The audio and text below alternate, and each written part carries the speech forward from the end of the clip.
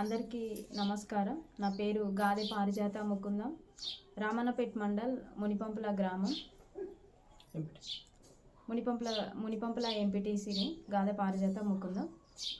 అయితే మీ గ్రామంలో మీరు ఎంపీటీసీ గెలిచిన తర్వాత ఏమేమి అభివృద్ధి పనులు చేసారు?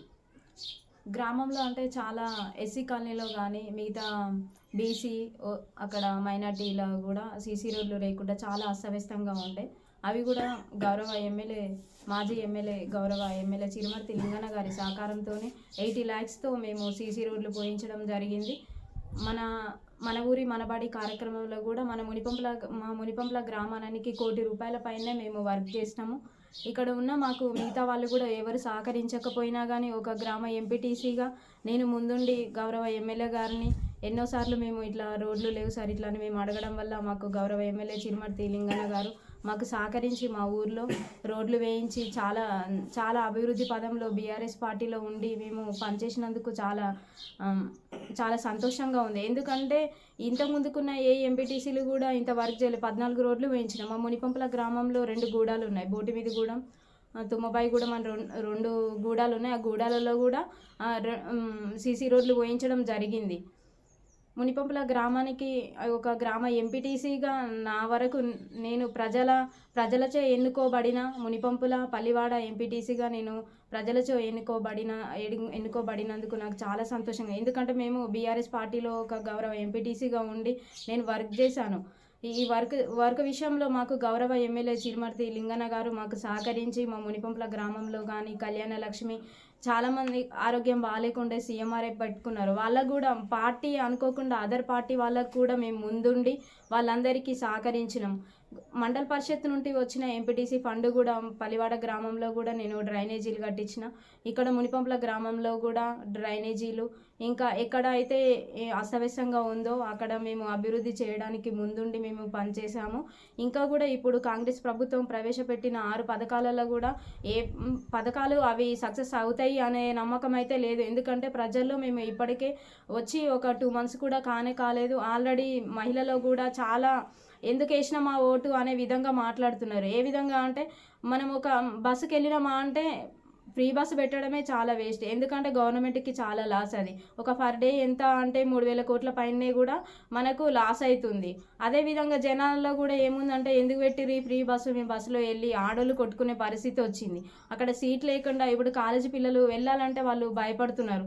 అసలు ఎందుకు పెట్టిరు ఇది, మేము పోలేకపోతున్నాం కాలేజీకి అని చాలా ఇబ్బందికరంగా ఉంది.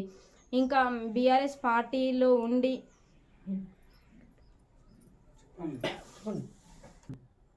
మీ గ్రామంలో రోడ్డు పరిస్థితి చాలా అస్తవ్యస్తంగా వస్తుంటారు. మెయిన్ రోడ్లు కానీ ప్రధాన రోడ్లు కానీ ఇల్లు కానీ మెయిన్ రోడ్లు మొత్తం మీరు డెవలప్మెంట్ చేయించిన అంటారు. అట్లా కావడానికి కారణం ఏంటిది? అంటే పారిశుద్ధ్యకారుల నిర్లక్ష్యమా లేకపోతే రోడ్లు కాంట్రాక్టర్ నిర్లక్ష్యమా ఎట్లా ఏందన్నట్టు?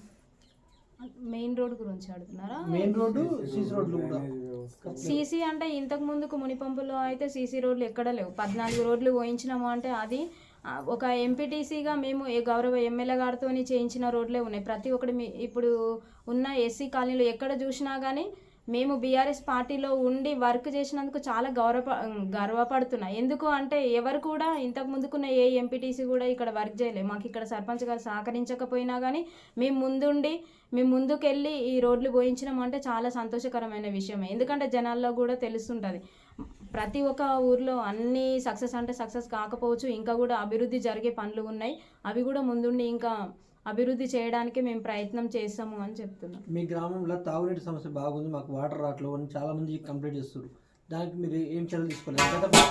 గత మీ ప్రభుత్వమే మిషన్ భగీరథ ప్రాజెక్టు ప్రతి ఇంటికి నల్ల నీళ్ళు అందిస్తాము లేకపోతే ఓట్లు అడగమని చెప్పారు మీరు సీఎం కేసీఆర్ గారు, గత సీఎం.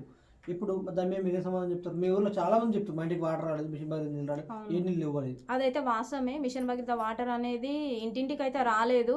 బట్ ఏంటంటే మునిపంపుల గ్రామానికి అయితే వాటర్ వస్తుంది. అది ఏంటంటే మెయిన్ లైన్కి వాటర్ కలపడం వల్ల చాలా ఇబ్బందికరంగా ఉంది. మేము కూడా గవర్నమెంట్ నుంచి ప్రభుత్వము చేసిన పనిని అధికారులు సక్రమంగా చేయకపోవడం వల్ల ప్రభుత్వం మీద వ్యతిరేకత వచ్చిందే తప్ప ఇప్పుడు మిషన్ భగీరథ అంటే అన్ని విలేజ్లలో కూడా ఉన్నాయి. ఇక్కడ మునిపంపుల గ్రామంలో అయితే మెయిన్ కలెక్షన్కి కలపడం వల్లనే ఇక్కడ వాటర్ ఇంటింటికి రాలేదు.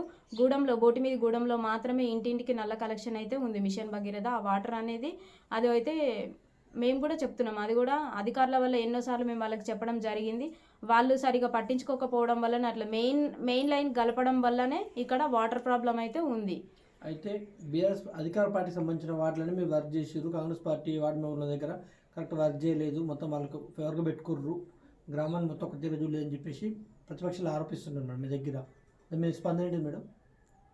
అంటే మేము ఓన్లీ పార్టీకే మేము ఒక గౌరవ బీఆర్ఎస్ పార్టీలో ఉన్నాను, కానీ పార్టీ వాళ్ళకే పనిచేసినాం అనేది ప్రతి ఒక్కరికి మేము సహకరించినాం. సీఎంఆర్ఎఫ్ విషయంలో కానీ ఏం మనకు పార్టీ అని మేము మా పార్టీ వాళ్ళకే పనిచేసామనే ఉద్దేశం అయితే ఎక్కడ లేదు. ప్రతి ఒక్కరిని మేము సమానంగా చూసినాము. ప్రతి ఒక్కరికి మేము సంక్షేమ పథకాలు అందే విధంగా కూడా ముందుండి వాళ్ళకి చాలా ముందుండి అయితే ప్రయత్నం అయితే చేసినాము. బట్ అయితే రానున్న పార్లమెంట్ సర్పంచ్ ఎలక్షన్లలో మీరు మీ గ్రామ ప్రజలకు మండల ప్రజలకు ఏం చెప్తాం అనుకుంటారు? మళ్ళీ మీరే పోయి ఒకటి అడగాలి, ఎట్లా అడుగుతారు? మునిపంపుల గ్రామ ప్రజలకైతే ప్రత్యేకంగా చెప్పేది ఏంటంటే, మేమైతే మునిపంపుల విలేజ్లోనే ఉంటాం. దాదాపుగా ఇప్పుడు డెవలప్మెంట్ అనేది జరిగింది. ఎవరి ద్వారా జరిగింది ఏంది అనే విషయం కూడా మునిపంపుల గ్రామ ప్రజలకు తెలుసు.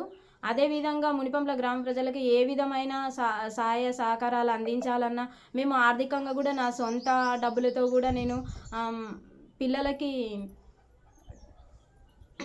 టోర్నమెంట్ విషయంలో కూడా వాళ్ళకి టీషర్ట్స్ కానీ వాలీబాల్ కానీ అలాంటివి ఇప్పించడం కూడా జరిగింది. ప్రతి ఒక్క విషయంలో నేను మునిపంపుల గ్రామాన్ని అభివృద్ధి చేయడానికే ముందుంటాను.